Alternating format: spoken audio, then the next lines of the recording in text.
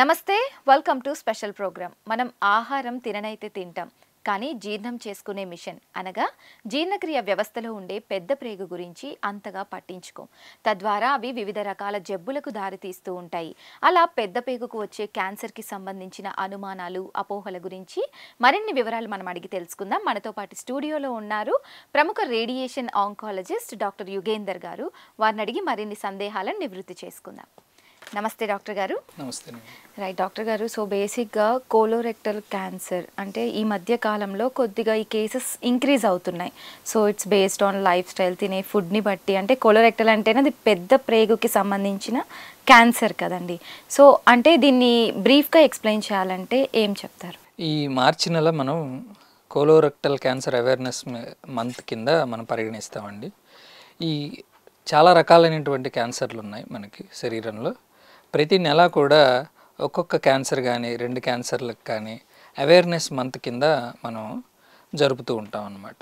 ఎందుకు అంటే క్యాన్సర్కి అవగాహన చాలా అవసరం. క్యాన్సర్ లక్షణాలు ఏమిటి, అది ముందస్తుగా గుర్తిస్తే లాభాలు ఏమిటి, ఎంతవరకు క్యూర్ చేయొచ్చు, లేటుగా గుర్తిస్తే వచ్చేటువంటి నష్టాలు ఏంటి, ఇట్లాంటి సబ్జెక్ట్ మీద మనకి కంప్లీట్గా అవగాహన ప్రజల్లో తెప్పించడానికి వరల్డ్ వైడ్ ప్రతి నెలను కూడా ఒక క్యాన్సర్ కానీ 2 క్యాన్సర్లు, like last month February cancer survivors month కింద మనం పరిగణిస్తాం. వరల్డ్ క్యాన్సర్ డే జరుపుతాము. అలాగే జనవరిలో సర్వైకల్ క్యాన్సర్ అవేర్నెస్ మంత్ కింద మనం జరుపుతూ ఉంటాం అన్నమాట. ఇవన్నీ ఈ కార్యక్రమాలన్నీ కూడా ఎందుకంటే అవగాహన పెంచడానికి. సో ఈ నెల colorectal cancer awareness month. Colorectal, colon అంటే పెద్ద ప్రేగు, రెక్టమ్ అంటే పెద్ద ప్రేగులో చివరి భాగము. అంటే మనకి మోషను చిన్న ప్రేగు నుంచి పెద్ద ప్రేగులో స్టార్ట్ అయ్యి చివరిగా మనకి రెక్టమ్ అనే ప్రదేశంలోకి వస్తే మనకి సెన్సేషన్ వస్తుందన్నమాట. మోషన్కి వెళ్ళండి అని చెప్పేసి ఒక సిగ్నల్ వెళ్తుంది. సో కోలాన్ అంటే పెద్ద ప్రేగు మొత్తం, రెక్టమ్ అనేది చివరి భాగం అనమాట. ఈ 2 క్యాన్సర్లు ఇంచుమించుగా ఒకే రకంగా ప్రవర్తిస్తాయి కాబట్టి దీన్ని కోలోరెక్టల్ క్యాన్సర్స్ అని చెప్పేసి కామన్గా చెప్తూ ఉంటాం. సో ఈ నెలలో ఈ అవేర్నెస్ ఎందుకు మనం క్రియేట్ చేయాలి? ఎందుకు అంటే ఈ కోలోరెక్టల్ క్యాన్సర్స్ మనకి మోస్ట్ ఆఫ్ ద టైమ్స్ మనం ఎర్లీగా పట్టుకుంటే కనుక క్యాన్సర్ని పూర్తిగా నయమయ్యేటువంటి అవకాశం ఉంది. అందువల్ల దీని మీద అవగాహన పెంచుకోవడం ఎంతైనా అవసరం. రైట్ డాక్టర్ గారు. సో మరి ఈ కోలన్ క్యాన్సర్ లక్షణాలు ఎలా ఉంటాయి డాక్టర్ గారు? ఆ పర్సన్లో మనం ఎలా దీన్ని ఆ లక్షణాలని పట్టి మనం గుర్తించవచ్చు అంటారు? కోలాన్ క్యాన్సర్ ఆర్ కోలోరెక్టల్ క్యాన్సర్స్లో ఇందాక చెప్పినట్లుగా పెద్ద ప్రేగు చివరి భాగం, ఇందులో మోషన్ ఉంటుంది. సో మనకి మోషన్ వెళ్ళడంలో వచ్చేటువంటి డిఫికల్టీస్, ఇబ్బందులు, చేంజ్ ఇన్ బవల్ హ్యాబిట్స్ అంటాం అన్నమాట. ఈ బవల్ హ్యాబిట్స్ అంటే ఏంటి?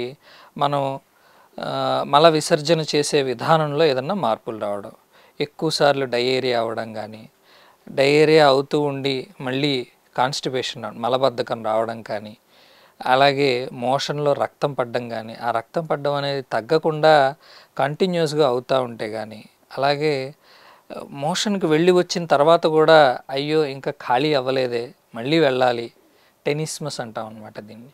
సో ఇటువంటి ఫీలింగ్ ఉండడం, అలాగే ఎనీమియా పెద్ద వయసు వ్యక్తుల్లో, మగవాళ్ళలో కానీ ఆడవాళ్ళలో కానీ సడన్గా రక్తహీనత ఉంది, ఎనీమియా ఉంది, ఫస్ట్ మనం రూల్ అవుట్ చేసుకోవాల్సింది కోలాన్ క్యాన్సర్ అన్నమాట. సో తెలియకుండా రక్తస్రావం జరగడం లోపల. So anaemia, generalised weakness, loss of weight, loss of appetite, ఇవన్నీ కూడా ఒకదాని తర్వాత ఒకటి. సో ఈ సిమ్టమ్స్ అన్నీ క్యాన్సర్ అవ్వకపోవచ్చు కూడా. క్యాన్సర్ లక్షణాల కింద మనం ఇది పరిగణిస్తాం, కానీ ఈ లక్షణాలు ఉంటే ఖచ్చితంగా క్యాన్సర్ ఉంటుంది అని మనకి ఎక్కడా లేదండి. సో ఈ లక్షణాలు ఉంటే గనక, ఎక్కువ కాలం ఉంటే గనక మనం ఖచ్చితంగా మీ జనరల్ ఫిజిషియన్ దగ్గరకు కానీ లేదంటే తెలిసిన గ్యాస్ట్రోఎంట్రాలజిస్ట్ దగ్గరకు కానీ వెళ్ళి వాళ్ళ దగ్గర చూపించుకోవడం చాలా మంచిది. ఎందుకు వస్తూ ఉంటాయి డాక్టర్ గారు? అంటే ఏంటి కారణం ఈ క్యాన్సర్ రావడానికి? అంటే ఫుడ్డా లేకపోతే లైఫ్ స్టైలా, ఎలా? కోలోరెక్టల్ క్యాన్సర్ రావడానికి చాలా కారణాలు ఉన్నాయండి. అందులో మనం ప్రప్రథమంగా మనం చూడవలసిందంటే ఒక కణం, అంటే నార్మల్గా ఉండేటువంటి ఒక సెల్ క్యాన్సర్ సెల్ కింద ఎందుకు మారుతుంది అనేది మనం చూడాలన్నమాట. ఈ నార్మల్ సెల్ క్యాన్సర్ సెల్ కింద ఎప్పుడు మారుతుంది? అందులో డిఎన్ఏలో వచ్చేటువంటి మార్పులు. ఈ మార్పులు కలగజేసేటువంటి విధి విధానాలు ఏమిటి అనేది మనం చూస్తే మెయిన్గా మనకి అంటే మన కళ్ళెదుటే మనకు కనపడేది ఏమిటి అంటే డైట్ అన్నమాట. సో ఈ డైట్ మనకి లెస్ ఫైబర్ ఉన్న డైట్, ఎక్కువ రెడ్ మీట్, ఎక్కువ ప్రాసెస్డ్ ఫుడ్స్ అంటే మనకు అన్ని ప్యాకేజ్డ్ ఫుడ్స్. ఇప్పుడు మనకి చిన్న మినపప్పు కొనుక్కుందామన్నా కానీ దాని మీద పొట్టు ఉండదు, అంతా తీసేస్తారు. రైస్ తిందామన్నా కానీ దాని మీద ఏమి ఉండదు, ఎంత తెల్లగా ఉంటే అంత మంచిది అన్న టైప్లో ఉంటుందన్నమాట. ప్రాసెస్డ్ ఫుడ్స్ అనమాట. ఈ ప్రాసెస్డ్ ఫుడ్స్ అన్నిట్లో కూడా వాటిని స్టోర్ చేయడానికి ప్రిజర్వేటివ్స్ ఇవన్నీ ఉంటాయి. అలాగే ఈ ప్రాసెస్డ్ ఫుడ్, లెస్ ఫైబర్ ఉన్న diet, increased red meat consumption, వీటిలన్నిటి వల్ల ఏమవుతుందంటే మలబద్ధకం వస్తుంది. ఈ కాన్స్టిపేషన్ రావడం వల్ల ఏమవుతుందంటే లోపల మోషన్ ప్రాబ్లమ్స్ వచ్చేసి లోపల టాక్సిన్స్ రిలీజ్ అయ్యి ఆ టాక్సిన్స్ ఈ కణాలని క్యాన్సర్ కణాల కింద పరిణామం చెందే విధంగా లోపల డిఎన్ఏని మార్పు చేస్తాయి అన్నమాట. ఇది ఒకటి. దాని తర్వాత మనకి రొటీన్ లైఫ్ స్టైల్లో భాగంగా ఇప్పుడు ఆల్మోస్ట్ ఫీమేల్స్ మేల్స్ అందరూ ఈక్వల్గానే సిగరెట్ తాగుతారు, అందరూ మందు తాగుతారు. అలాగే ఒబేసిటీ ఉంటుంది. So less exercise, less consumption of fresh fruits and vegetables, ఇవన్నీ లైఫ్ స్టైల్ ఇవన్నమాట. సో ఇవన్నీ కలకలిపి మనం కోలోరెక్టల్ క్యాన్సర్ రావడానికి కారణాల కింద చూడొచ్చు. ఒక్క 6% ఆర్ 6 to 8% పీపుల్లో మాత్రం 100కి 8 మంది 9 మందిలో మాత్రం జన్యుపరమైనటువంటి కారణాలు ఉంటాయి. అంతే వంశపారంపర్యంగా కొన్ని ఫ్యామిలీస్లో రన్ అవుతూ ఉంటాయి అన్నమాట. సో అది చాలా తక్కువ. 100కి 90% లైఫ్ స్టైలు వీటి వల్ల వచ్చేవి. ఒక్క 10% అంటే 8 to 10% మాత్రం జన్యుపరమైనటువంటి మార్పులు స్వతహాగా పిండదశలోనే జరిగి వంశపారంపర్యంగా ఫాదర్కి ఉంటేనో లేదంటే ఆ సెకండ్ డిగ్రీ రిలేటివ్స్లో ఎవరో ఒకరికి ఉంటేనో వాళ్ళకి ముందుగానే మనం కనుక్కోవడానికి వీలుంటుంది. వీటికి తోడు జన్యుపరమైనటువంటి మార్పులకు తోడు ఈ అలవాట్లు కూడా ఉంటే క్యాన్సర్లు ఇంకా త్వరగా వచ్చేటువంటి అవకాశం ఉంటుందన్నమాట. రైట్ డాక్టర్ గారు. సో మరి కోలన్ క్యాన్సర్ ప్రాణాంతకం అని అనుకోవచ్చా? మనకి చిన్నప్పటి నుంచి క్యాన్సర్ అనే పదం విన్న వెంటనే మనం అందరం కండిషన్ అయింది కూడా అంతే. ఇది ఖచ్చితంగా ప్రాణాంతకం, క్యాన్సర్ వస్తే చనిపోతాడు, క్యాన్సర్ వస్తే మనకి సినిమాల్లో చూపించినట్లుగా రక్తం కక్కుని చనిపోతాడు, ఇటువంటివి మాత్రమే మనకి మైండ్లో ఉంటాయి. Unless somebody studied medicine and understands what it is. So ప్రతి క్యాన్సర్ కూడా ప్రాణాంతకమే, కానీ లేట్ స్టేజీలో కనుక్కున్నప్పుడు, మనం ఎర్లీ స్టేజెస్లో కనుక్కుంటే కనుక అసలు ప్రాణాంతకమే కాదు, కంప్లీట్గా క్యూర్ అవ్వడానికి అవకాశం ఉంది. మరి ఎలా నిర్ధారణ చేసుకోవచ్చు డాక్టర్ గారు ఈ క్యాన్సర్ని? ఎప్పుడైతే ఇంతకు మునుపు నేను చెప్పినటువంటి లక్షణాలు ఏవైతే ఉన్నాయో పేషెంట్కి ఇమీడియట్గా డాక్టర్ గారి దగ్గరికి వెళ్తే డాక్టర్ గారు కొన్ని టెస్టులు చేస్తారనమాట. ఏం టెస్టులు చేస్తారు? రొటీన్గా పేషెంట్కి ఫిట్నెస్ కోసం ఉండేటువంటి టెస్టులు, అంటే నార్మల్ బ్లడ్ టెస్టులు ఇవి. తర్వాత ట్యూమర్ మార్కర్ టెస్ట్ అని ఉంటుంది అనమాట. ఈ కోలోరెక్టల్ క్యాన్సర్లో CEA అనేటువంటిది ఒకటి ఉంటుంది. ఆ ట్యూమర్ మార్కర్ టెస్ట్ ఒకటి చేస్తారు. అలాగే క్యాన్సర్ ఉందా లేదా లోపల అసలు మనం ముందుగానే ఊహించుకొని టెస్టులన్నీ చేయడం దేనికి అనుకున్నప్పుడు ఫస్ట్ కొలనోస్కోపీ అనే టెస్ట్ చేస్తారనమాట. అంటే ఒక కెమెరా పెట్టి కింది నుంచి మలద్వారం నుంచి లోపలికి వెళ్ళి లోపల ఉండేటువంటి పెద్ద ప్రేగుని అంతటినీ కూడా కెమెరాలో చూస్తారు. ఈ కెమెరాలో కూడా ఇప్పుడు అడ్వాన్స్డ్ ఎండోస్కోపీ ప్రొసీజర్స్, దాని తర్వాత లోపలే మనకి ఆ మైక్రోస్కోపిక్గా ఎలా చూడొచ్చు, అలాగే పాలిప్స్ కానీ డౌట్ఫుల్ ఏరియాస్ ఉంటే కనుక బయాప్సీ అది చేసి ఆ బయాప్సీ ముక్కని మనం పరీక్షకు పంపిస్తాం అన్నమాట. ఆ ముక్కని పరీక్షకు పంపించిన తర్వాత చూసినప్పుడే మనకి క్యాన్సర్ ఉందా లేదా అనేది నిర్ధారణ అవుతుంది. సో ఈ నిర్ధారించే ప్రక్రియ కొంత టైం పడుతుంది సహజంగా. సో ఈలోపు పేషెంట్ జనరల్ ఫిట్నెస్ ఎలా ఉంది ఏంటి, ఒకవేళ క్యాన్సర్ కనుక మనం సస్పెక్ట్ చేసి డయాగ్నోసిస్ కరెక్ట్ అయితే నెక్స్ట్ స్టెప్ ఏం చేయాలి అనేది మనం ప్లాన్ చేస్తాం. ఈ నెక్స్ట్ స్టెప్ ఎలా ఉంటుంది అంటే ఒక పేషెంట్కి లోపల మనం గ్రోత్ చూసాము, ఫర్ ఎగ్జాంపుల్ రైట్ సైడ్ ఉండేటువంటి పెద్ద ప్రేగులో మనం చూసాము, ముక్క తీసుకున్నాము, పంపించాము టెస్ట్కి, క్యాన్సర్ అని నిర్ధారణ అయింది. ఎనీ క్యాన్సర్ నెక్స్ట్ స్టేజ్ ఏంటి అంటే ఒకసారి క్యాన్సర్ నిర్ధారణ అయిన తర్వాత అసలు ఏ స్టేజీలో ఉంది అనేది చూసుకోవడం అన్నమాట. దానికి మనం whole body PET CT scan అనే టెస్ట్ కానీ లేదంటే normal CT scan chest and abdomen కానీ ఇట్లాంటివి మనం చేస్తూ ఉంటాం. రైట్ డాక్టర్ గారు. సో మరి కోలన్ క్యాన్సర్లో రకాలు ఏవైనా ఉన్నాయా? ఉంటే దశల వారీగా ఎన్ని రకాలు ఉన్నాయి డాక్టర్ గారు? కోలన్ క్యాన్సర్లో సాధారణంగా 100కి 80 నుంచి 90% వరకు ఎడినోకార్సినోమా అనేది మనకు ఉంటుందన్నమాట.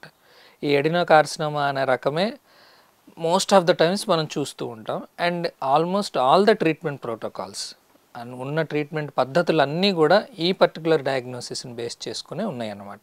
ఇంకా రేర్గా మనం లింఫోమాస్ అని చూస్తూ ఉంటాం. అలాగే ఇప్పుడు కోలాన్ అనేది ఒక ట్యూబ్ అన్నమాట, పెద్ద పేగు ట్యూబ్లో 4 లేయర్స్ ఉంటాయి ఒక గోడలో. అందులో మజిల్ లేయర్కి వేరే క్యాన్సర్లు రావచ్చు, అలాగే పైన ఉండే కొవ్వు లేయర్కి వేరే క్యాన్సర్లు రావచ్చు. ఇవన్నీ చాలా రేర్గా వస్తుంటాయి అన్నమాట. So most of the times what ever treatment protocol లేదంటే ఎనీ స్క్రీనింగ్ ప్రోగ్రామ్ కానీ ఏదైనా కానీ కూడా ఈ ఎడినోకార్సినోమా అనే దాని మీద మనం ఫోకస్ చేస్తాం అన్నమాట. సో మరి ఒక పేషెంట్కి ఈ క్యాన్సర్తో సఫర్ అవుతున్నారు, చికిత్సా విధానం ఎలా అందిస్తారు ఆ పేషెంట్కి? సో మనం ఇప్పుడు లక్షణాల గురించి మాట్లాడుకున్నాము. అలాగే ఏ స్టేజ్లో ఉండది మనం కనిపెడతామన్నమాట. ఏ స్టేజ్లో ఉంది అనే దాన్ని బట్టి చూసుకొని ఫస్ట్ స్టేజీలో ఉందా, సెకండ్ స్టేజీలో ఉందా, థర్డ్ స్టేజీలో ఉందా, ఫోర్త్ స్టేజీలో ఉందా దాన్ని బట్టి నెక్స్ట్ ఏం ట్రీట్మెంట్ చేయాలి అనేది మనం మల్టీ డిసిప్లినరీ ట్యూమర్ బోర్డ్ అంటాం అన్నమాట. ప్రతి క్యాన్సర్ హాస్పిటల్లో కూడా ఇటువంటి బోర్డు ఒకటి ఉంటుంది. ఈ బోర్డులో ఆపరేషన్ చేసే డాక్టర్ గారు, అలాగే రేడియేషన్ చేసేటువంటి డాక్టర్ గారు, అలాగే మెడికల్ ఆంకాలజిస్ట్ అంటే కీమోథెరపీ చేసేటువంటి డాక్టర్ గారు, అలాగే రీహాబిలిటేషన్ స్పెషలిస్టులు, వీళ్ళందరూ కూడా కూర్చొని ఈ పర్టికులర్ పేషెంట్ ఏజ్, తర్వాత కోమార్బిడిటీస్ ఇవన్నీ మనం చూసుకొని ఏం ట్రీట్మెంట్ చేయాలి అనేది మనం నిర్ధారణ చేస్తాం అన్నమాట. జనరల్గా కోలాన్ క్యాన్సర్స్లో ఇక్కడ నేను విడదీస్తున్నానండి, ట్రీట్మెంట్ పరంగా నేను విడదీస్తున్నాను. కోలాన్, రెక్టమ్ 2 క్యాన్సర్లు డిఫరెంట్గా బిహేవ్ చేస్తాయి అన్నమాట. కొంచెం స్లైట్ డిఫరెన్స్ ఉందన్నమాట. కోలాన్ క్యాన్సర్స్లో సాధారణంగా ఫస్ట్ స్టెప్ మనకి సర్జరీ ఉంటుందండి.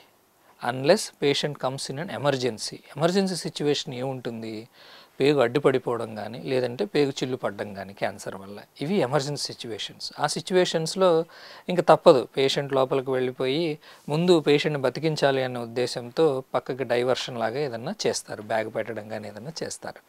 దాని తర్వాత పేషెంట్ స్టేజ్ ఎలా ఉందని నిర్ధారించుకొని దాని ప్రకారం ట్రీట్మెంట్ చేస్తారు. సో సాధారణంగా ఎర్లీ స్టేజ్లో ఉన్న వాళ్ళకి ఫస్ట్ సర్జరీ చేస్తాం అన్నమాట.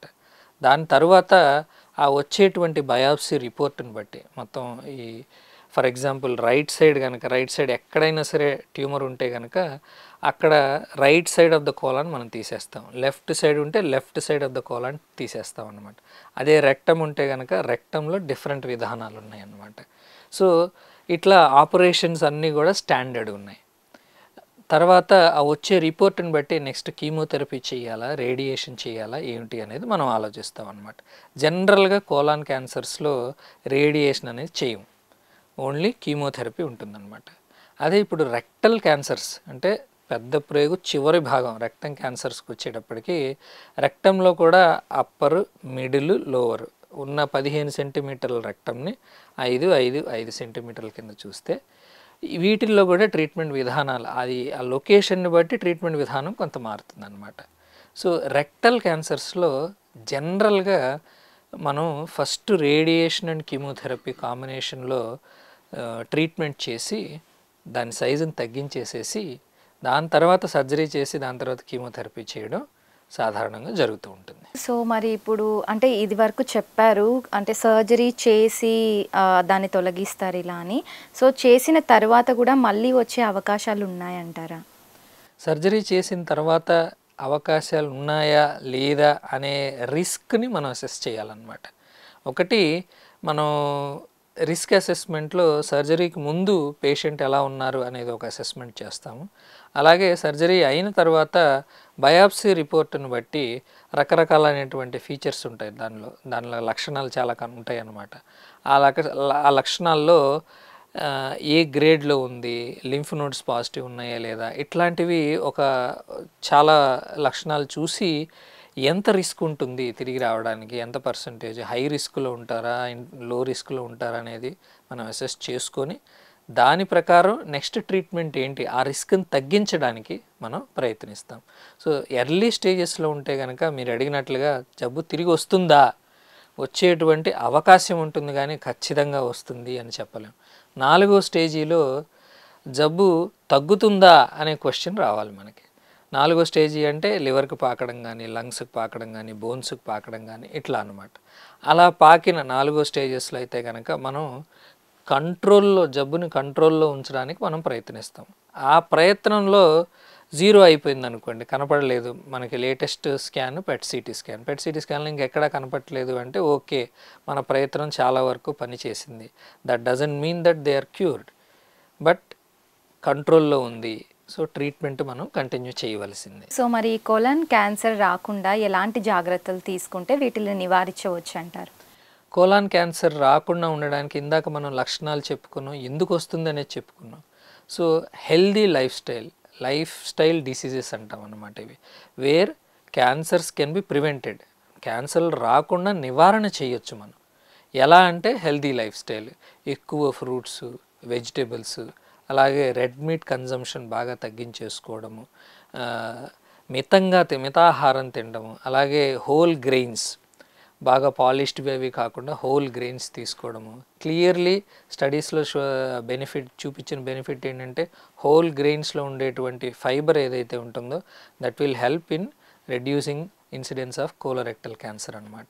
అలాగే స్మోకింగ్, ఆల్కహాల్, ఎక్సర్సైజ్ చేయాలి, minimum ½ an hour exercise daily. అలాగే స్మోకింగ్ కంప్లీట్గా స్టాప్ చేయాలి, ఆల్కహాల్ కంప్లీట్గా స్టాప్ చేయాలి. అలాగే హెల్దీ బాడీ వెయిట్ మనం మెయింటైన్ చేసుకోగలిగితే బాగుంటుంది. అలాగే వీటిలన్నిటితో పాటుగా 45 ఏళ్ళు పైబడిన వాళ్ళకి ఈ మధ్యకాలంలో కోలోరెక్టల్ క్యాన్సర్ ప్రపంచవ్యాప్తంగా, ఇంతకుముందు స్క్రీనింగ్ ఫర్ కోలోరెక్టల్ క్యాన్సర్ అంటాం. స్క్రీనింగ్ అంటే ఏమిటి? లక్షణాలు లేకుండా జబ్బును కనుక్కోవడం మనం స్క్రీనింగ్ అంటాం అనమాట. లక్షణాలు ఉండగా జబ్బును కనుక్కోవడం డయాగ్నోసిస్ అంటాం. సో కోలోరెక్టల్లో క్యాన్సర్స్లో స్క్రీనింగ్ అనేది ఒకటి ఉంటుందండి. This is the most important part where we have, మనకి ఒక అస్త్రం మన చేతుల్లో ఉందన్నమాట. ముందుగానే కనుక్కుంటే అసలు ఇంకా స్టేజ్ 1 కూడా అవ్వలేదు, ముందుగానే అసలు కనుక్కుంటే దాన్ని కంప్లీట్గా తీసేయడానికి అవకాశం ఉందన్నమాట. సో ఈ స్క్రీనింగ్ అనేది ఇంతకుముందు 50 ఏళ్ళు పైబడిన వాళ్ళు ప్రతి 3 నుంచి 5 సంవత్సరాలకు ఒకసారి కొలనోస్కోపీ స్క్రీనింగ్ కానీ, లేదంటే స్టూల్ టెస్ట్ కానీ, మన మలం ఏదైతే వస్తుందో దాన్ని టెస్ట్కి పంపించడం కానీ చేస్తూ ఉంటాం అన్నమాట. సో ఇప్పుడైతే కనుక ప్రపంచవ్యాప్తంగా ఈ కోలోరెక్టల్ క్యాన్సర్ కొంచెం ఒక 5 ఏళ్ళు ముందుకు వచ్చిందండి. సో యంగ్ పేషెంట్స్లో మనం చూస్తుంటాం. ఇప్పుడు మనం యావరేజ్గా if you compare India and the world, ఇండియాలో ఇంకా ఒక 5 సంవత్సరాలు ఎర్లీగా చూస్తూ ఉంటాం. మన వాళ్ళు హెల్తీ డైట్ తీసుకున్నా మరి ఆ ప్రిడిస్పోజిషన్ అంటే ఎందుకు ఇండియాలో ఎర్లీగా వస్తుందనేది ఇంకా ఎవరు కనిపెట్టలేకపోయారు. సో ఈ మధ్య మన హైదరాబాద్కి చెందిన పెద్ద హాస్పిటల్ కూడా ఒక స్టడీ చేశారు, ఇండియాలో అసలు కోలోరెక్టల్ క్యాన్సర్ ఏ ఏజ్ గ్రూప్లో ఎక్కువ వస్తుంది. బయట వాళ్ళతో పోలిస్తే ఒక 5 సంవత్సరాలు ఎర్లీగానే వస్తుంది అనమాట. సో 45 ఏళ్ల నుంచే కోలోరెక్టల్ క్యాన్సర్ స్క్రీనింగ్ అనేది చేయించుకోవడం మంచిది. అలాగే వంశపారంపర్యంగా ఇంట్లో తల్లికి ఉంది, లేదంటే తండ్రికి ఉంది, లేదంటే 2-3కి ఆల్రెడీ ఫ్యామిలీలో ఉంది, వాళ్ళకి ఇంకా ఎర్లీగా యంగ్ ఏజ్ నుంచి కొన్ని కండిషన్స్ ఉంటాయి. అడెనోమాటస్ పాలిపోసిస్ కోలి అంటాం అనమాట. సో ఈ కండిషన్స్లో చిన్నపిల్లల అంటే 16 years దాటిన దగ్గర నుంచి ఈ కొలనోస్కోపీ స్క్రీనింగ్ అనేది జరుగుతూ ఉంటుంది. So healthy lifestyle, healthy food habits, good amount of exercise and following your doctor's advice and attending screening regularly, వీటిలన్నిటితో మనం కోలోరెక్టల్ క్యాన్సర్ని నివారించవచ్చు. ఒకవేళ వచ్చినా కానీ కూడా కంప్లీట్గా తగ్గిపోయేటట్లుగా మనం చేసుకోవచ్చు. సో ఈ మధ్య కాలంలో ఈ ఆంకాలజీలో, అడ్వాన్స్డ్ ఆంకాలజీ, సో ఏవైనా కొత్తగా పురోగతులు వచ్చాయి అంటారా?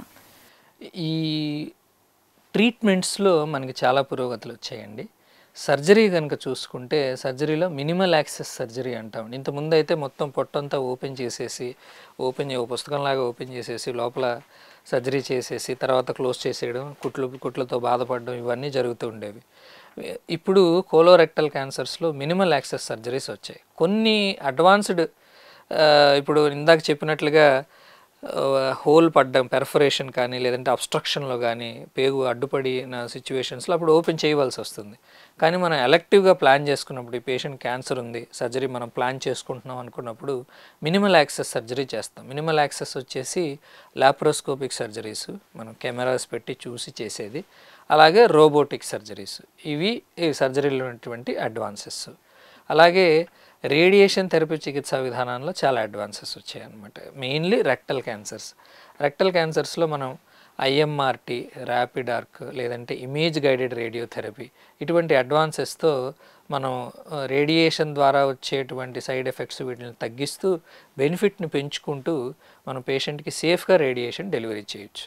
అలాగే కోలోరెక్టల్ క్యాన్సర్స్లో ఇందాక చెప్పినట్టుగా స్టేజ్ 4 క్యాన్సర్ అంటే ఉన్న ప్రదేశం నుంచి వేరే చోటకు పాకిందనమాట. ఇందులో చాలా స్పెక్ట్రమ్ ఉంటుంది. టోటల్ బాడీ అంతా పాకడమా, లేదంటే ఎక్కడో ఒకటే కనపడుతుంది, లంగ్లో ఒకటి కనపడుతుంది, లేదంటే లివర్లో ఒకటే కనపడుతుంది. ఈ పేషెంట్స్ చాలా డిఫరెంట్గా బిహేవ్ చేస్తారనమాట. వీళ్ళకి ఏంటంటే ఇప్పుడు లివర్లో ఒకటి కనపడుతుంది, లేదంటే లంగ్లో ఒకటి కనపడుతుంది. వీటికి అడ్వాన్స్డ్ రేడియేషన్ టెక్నిక్స్ అంటాం అనమాట. ఎస్బిఆర్టీ అనే టెక్నిక్, ఎస్ఏబిఆర్ అనే టెక్నిక్, అలాగే మనం 4D CT scan, respiratory gating ఇట్లాంటి టెక్నిక్స్ అన్నీ ఉపయోగించి కేవలం ఆ లివర్లోనో లంగ్లోనో ఉన్నటువంటి డిసీజ్ని కంప్లీట్గా నిర్మూలించవచ్చు. సో ఈ అడ్వాన్సెస్ అన్నీ కూడా పేషెంట్ మీద కత్తి పెట్టకుండా కొన్ని చేసేసాయి అన్నమాట. అలాగే కీమోథెరపీలో ఇప్పుడు ఇమ్యూనోథెరపీ అని, టార్గెటెడ్ థెరపీ అని కొత్తగా వచ్చాయి. సో ఈ ఇమ్యూనోథెరపీ అవి ప్రస్తుతం స్టేజ్ 4 పేషెంట్స్కి మాత్రమే మనం ఇస్తూ ఉన్నాం. కొత్తగా ఈ మధ్య వచ్చిన స్టడీస్లో అసలు ఆపరేషన్ అవసరం లేకుండా ఇమ్యూనోథెరపీ తీసుకుంటే సరిపోతుంది అనే ఒక అపోహ ఒకటి క్రియేట్ అయింది. బట్ ప్రస్తుతానికి ఉన్న ఇండికేషన్ అయితే కనుక ఇమ్యూనోథెరపీ కానీ, టార్గెటెడ్ థెరపీ కానీ కోలాన్ క్యాన్సర్స్లో కేవలం మనకి ఆపరేషన్ అయిన తర్వాత కానీ, లేదంటే ఆపరేషన్ అవ్వక ముందు కానీ, ఆపరేషన్ ఇంకా సులువు చేయడానికి కానీ, అలాగే స్టేజ్ 4 క్యాన్సర్స్లో ఈ కీమోథెరపీ ఇవన్నీ కూడా బాగా ఉపయోగపడతాయి. సో మీరు ఇది వరకు చెప్పినట్లు పెద్ద ప్రేగు నుండి లంగ్కి, లివర్కి ఇలా పాకే అవకాశాలు ఉన్నాయంటారు కదా. ఓన్లీ కోలన్ క్యాన్సర్లోనేనా, లేదా మిగతా క్యాన్సర్స్ కూడా ఇలా ఎఫెక్ట్ అయ్యే ఏమైనా ఉన్నాయా? ఆల్మోస్ట్ ఈ ఉదర భాగంలో కానీ, లేదంటే లంగ్స్ ఈ ఏరియాలో వచ్చేటువంటి క్యాన్సర్స్ అన్నీ కూడా ఏదో ఒక టైంలో, అంటే ఎర్లీ స్టేజ్లో మనం గుర్తించిన పక్షంలో ఖచ్చితంగా వేరే శరీరానికి, వేరే పార్ట్లకి వెళ్ళేటువంటి అవకాశం ఉంది. అంటే ఫర్ ఎగ్జాంపుల్ మనం లంగ్ క్యాన్సర్ తీసుకుంటే కనుక ఈ లంగ్ క్యాన్సరు మోస్ట్ కామన్గా ఆపోజిట్ లంగ్కి కానీ, లేదంటే బ్రెయిన్కి కానీ ఇట్లా వెళ్ళడానికి అవకాశం ఉంది. అంటే ఏ స్టేజ్లో ఇది పాకే అవకాశం ఎక్కువగా ఉంటుంది డాక్టర్ గారు? అంటే మనం ఇప్పుడు స్టేజ్ 1 అంటే ఫర్ ఎగ్జాంపుల్ అంటే జనరలైజ్డ్గా చెప్పాలి అంటే స్టేజ్ 1 అంటే చిన్నదన్నమాట, 2 సెంటీమీటర్ల కంటే తక్కువ ఉంది. లేదు స్టేజ్ 2 అంటే కొంచెం పెద్దది, స్టేజ్ 3 అంటే కొంచెం పెద్దది, స్టేజ్ 4 అంటే బాగా పెద్దది. సో స్టేజ్ 1 నుంచి ఇది ఏమీ ట్రీట్మెంట్ తీసుకోకుండా ఉన్న క్రమంలో సైజు పెరుగుతూ ఉన్నప్పుడు ఈ కణాలన్నీ కూడా బ్లడ్ సప్లై కోసం చూస్తూ ఉంటాయి. సో ఒక గడ్డ ఇలా ఉన్నప్పుడు బ్లడ్ సప్లై ఇక్కడ ఉంటుంది, ఇది పెరిగే కొద్దీ బ్లడ్ సప్లై తగ్గుతుంది. సో దానివల్ల కణాలు ఇవన్నీ కూడా రక్తంలోకి వెళ్ళిపోయి వేరే చోట్లకి వెళ్ళిపోయేటటువంటి అవకాశం ఉంది. సో సైజు పెరిగే కొద్దీ, స్టేజ్ పెరిగే కొద్దీ 3rd స్టేజ్ నుంచి 4th స్టేజ్ అవ్వడానికి డెఫినేషన్ ఏమిటి అంటే 3rd స్టేజ్లో గడ్డ పెద్దగానే ఉంటుంది, 4th స్టేజ్లో గడ్డ సేమ్ సైజులో ఉన్నా కానీ వేరే ఆర్గాన్స్కి పాకితే మనం 4th స్టేజ్ అంటాం. సో బేసిక్గా ప్రతి ఒక్క హ్యూమన్ బాడీలో క్యాన్సర్ సెల్స్ అనేవి ఉంటాయి అంటుంటారు కదా, లైక్ అవి ఎప్పుడు క్యాన్సర్గా మారుతుంది అంటే per suppose we can take colon cancer, ఈ క్యాన్సర్ ఈ లక్షణాలు బట్టి గుర్తించవచ్చు. లైక్ అలా వీటిని నివారించడానికి, అవి రాకుండా ఉండడానికి ఏ విధంగా మనం స్టెప్స్ తీసుకోవాలంటారు? ఇందాక చెప్పినట్టుగా నివారించడానికి మనం చేయగలిగింది healthy lifestyle, healthy food, exercise and moderation in everything. ఏది అతిగా చేయకూడదు అనమాట. సో దానివల్ల మనం నివారించవచ్చు. ఇంకొకటి స్క్రీనింగ్ అనమాట. ఈ స్క్రీనింగ్లో ఏంటి అంటే ఇంకా అసలు మనకి పైకి ఓన్లీ చిన్న పుండులాగా కనపడుతున్న దశలో కూడా మనం క్యాన్సర్ని గుర్తించడానికి అవకాశం ఉంటుంది. దానివల్ల పెద్ద పెద్ద ఆపరేషన్లు అవసరం లేకుండా లోకల్గానే ఎండోస్కోపిక్గా మనం దాన్ని మేనేజ్ చేయడానికి అవకాశం ఉంటుంది. So screening and healthy lifestyle, these are the 2 things that will prevent us from getting cancers. Thank you so much doctor గారు, చాలా చక్కటి ఇన్ఫర్మేషన్ ఇచ్చారు regarding colon cancer. Thank you so much. నమస్కారం. చూశారు కదండి, ఇది ఇవాల్టి doctors special programme. Doctor Yugender గారు కోలోరెక్టల్ క్యాన్సర్ గురించి ఎంతో అవగాహన కల్పించారు, చాలా చక్కటి సమాధానాలు కూడా ఇచ్చారు. ఈ సమాధానాలు మీకు ఎంతగానో ఉపయోగపడతాయని ఆశిస్తున్నాము. నమస్తే. చూస్తూనే ఉండండి HM TV Health Plus.